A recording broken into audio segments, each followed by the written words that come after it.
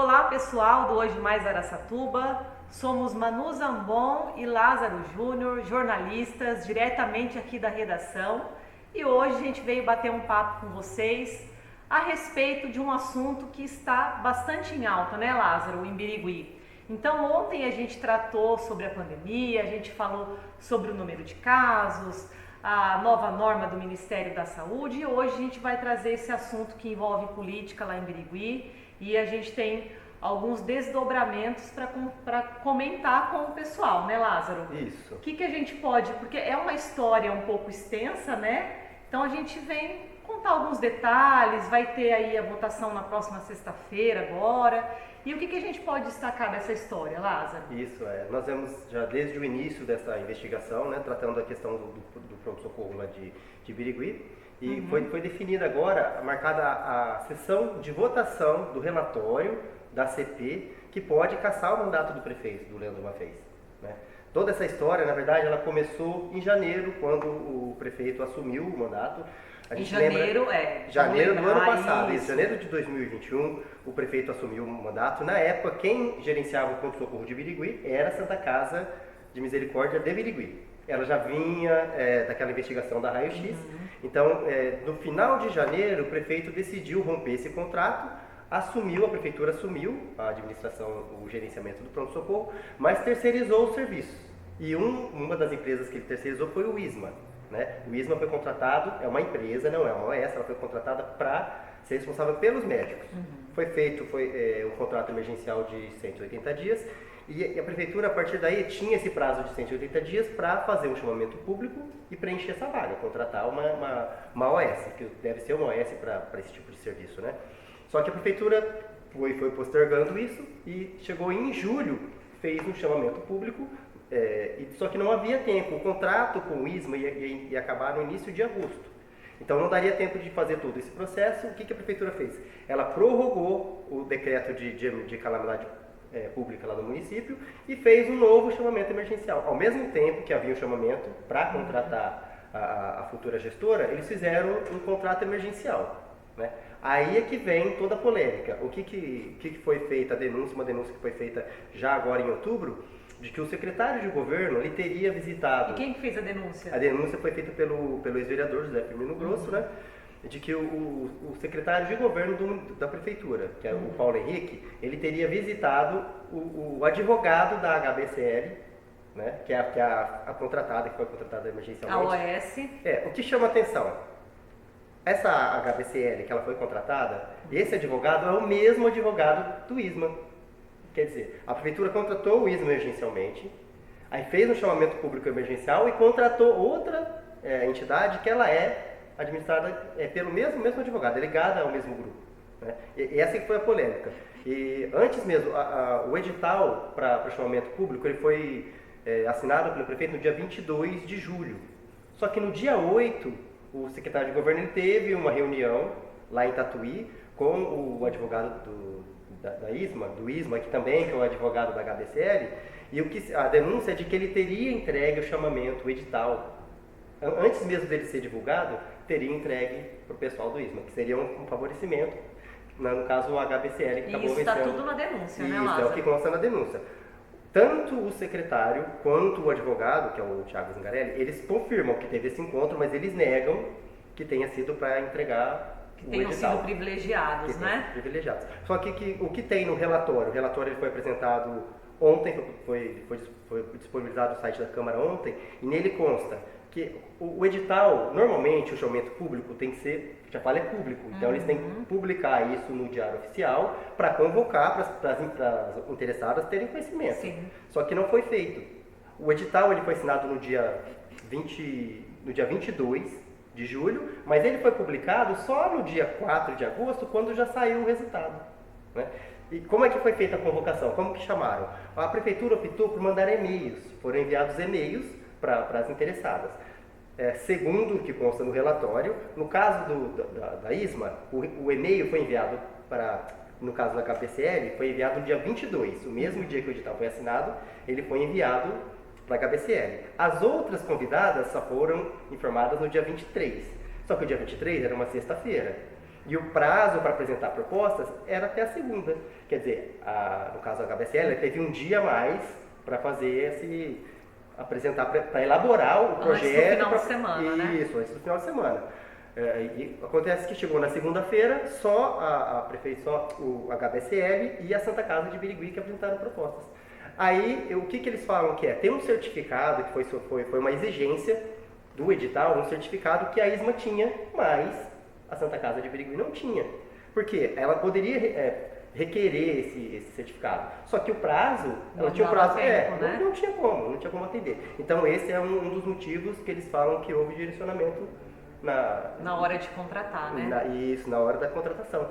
A HBCL acabou sendo contratada, assinou um contrato pra gente ver o valor que eles alegam, mais de 80% de reajuste. Quando a prefeitura assumiu o mandato agora, né? Em janeiro de 2021, a prefeitura pagava 1.380.000 para a Santa Casa de Birigui gerenciar o pronto-socorro. 1.380.000. Isso. Esse contrato foi encerrado, em fevereiro o ISMA assumiu, tiveram os contratos todos eles terceirizados, né?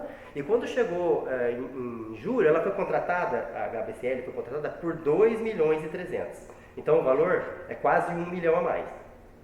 A justificativa da prefeitura para esse contrato ser superior é de que seriam 2 serviços. Havia o pronto-socorro, só que eles haviam descentralizado o atendimento no centro médico, o antigo centro médico, porque um foi para o Covid, os pacientes com sintomas de Covid, e o outro ficou atendimento de urgência e emergência.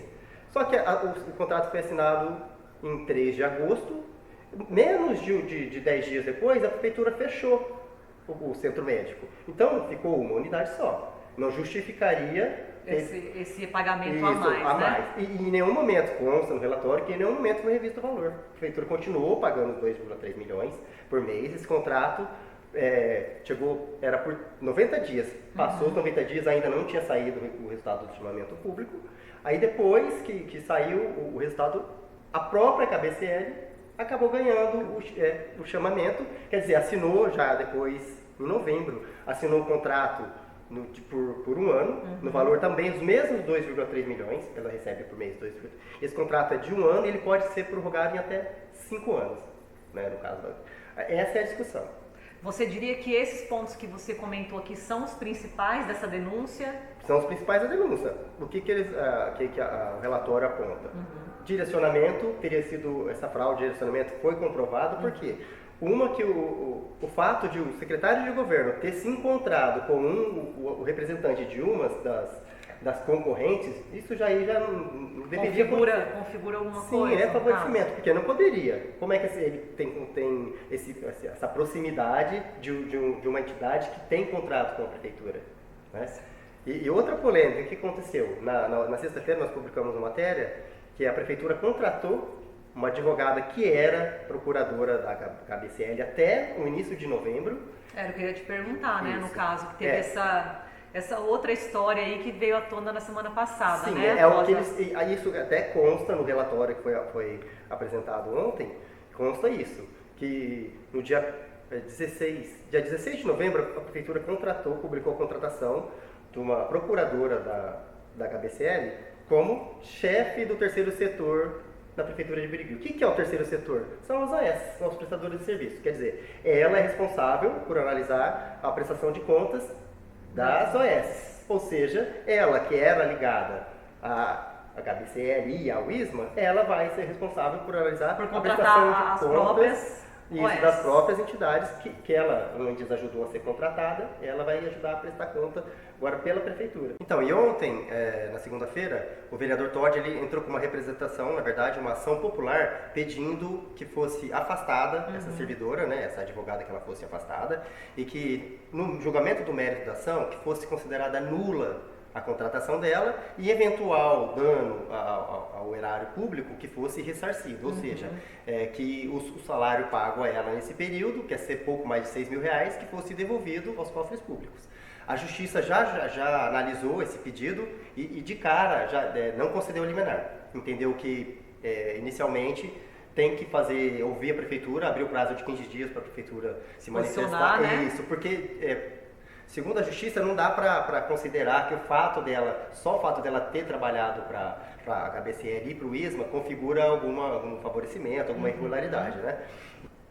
E Lázaro, a que pé está agora essa votação? Como que vai funcionar, né? Vai ser na próxima sexta-feira, dia 14, o que pode acontecer? Como que funciona essa votação? Isso, foi marcado, ficou definido que a sessão para a votação do relatório será na próxima sexta-feira, dia 14, às 18 horas. Essa sessão vai ser remota, em função da Câmara Está fechada, né? Foi suspenso o atendimento presencial por conta da Covid, então a população vai poder acompanhar pelos canais da Câmara, né? Câmara, isso, o que acontece? O relatório ele foi apresentado, o relator votou pela cassação, entendeu que houve favorecimento, o presidente da comissão também votou pela cassação do prefeito. Só o Marcos da Ripada, o vereador Marcos da Ripada, ele que é do mesmo partido do prefeito, ele não apresentou o voto ainda. O presidente da comissão abriu para ele apresentar esse voto até o início da sessão. Da votação. Então, antes do início da sessão, não vai ter prejuízo nenhum, ele pode até na sexta-feira, antes das 18 horas, apresentar o voto dele. Para o prefeito ser cassado, 2/3 dos votos da Câmara. São 15 vereadores, 10. Se conseguir os 10 votos, ele perde o mandato. Só lembrando que isso é um julgamento político. O prefeito, caso ele venha a ser cassado, ele pode recorrer à justiça, questionar a comissão e aí entra em outra fase, né? Isso, outra fase. Tá joia, Lázaro. Você gostaria de destacar mais alguma coisa sobre isso? Não, seria isso, pessoal. A gente vai continuar acompanhando, né? Na sexta-feira nós vamos acompanhar a sessão e tentar trazer tudo o mais breve possível, assim que tiver a desenrolar. Lembrando que todos esses assuntos que a gente comentou aqui, vocês encontram material no nosso site, tanto sobre a comissão, né, da comissão processante, quanto da questão que o Lázaro comentou, da advogada que foi nomeada chefe. Então, tudo isso vocês encontram lá no nosso site. E é isso, né, Lázaro? É isso. Obrigada, até a próxima, pessoal. Até a próxima.